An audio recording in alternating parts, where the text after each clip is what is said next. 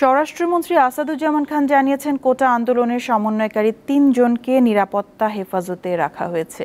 কারা তাদের আক্রমণ করতে চায় সে বিষয়ে জিজ্ঞাসাবাদ করে প্রয়োজনীয় ব্যবস্থা নেওয়া হবে। দুপুরে নারায়ণগঞ্জের বিভিন্ন ক্ষতিগ্রস্ত স্থাপনা পরিদর্শন শেষে সাংবাদিকদের তিনি এসব কথা জানান। বলেন, ছাত্র আন্দোলনের নেতারা নতুন যে ৮ দফা দাবি দিয়েছিল সেগুলোর মধ্যে যৌক্তিক দাবিগুলো ক্রমান্বয়ে মেনে নেওয়া হবে বলে জানিয়েছিলেন প্রধানমন্ত্রী, কিন্তু সেই সুযোগ শিক্ষার্থীরা দেয়নি। বর্তমানে একটি মহল সোশ্যাল মিডিয়ার মাধ্যমে গুজব ছড়িয়ে সাধারণ মানুষকে বিভ্রান্ত করছে বলেও মন্তব্য করেন স্বরাষ্ট্রমন্ত্রী।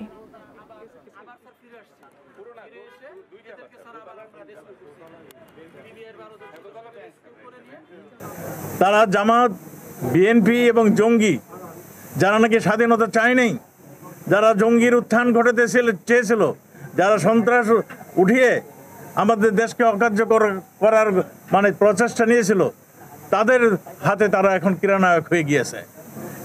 এরা মানুষের শত্রু, এরা জনগণের শত্রু, এরা দেশের শত্রু।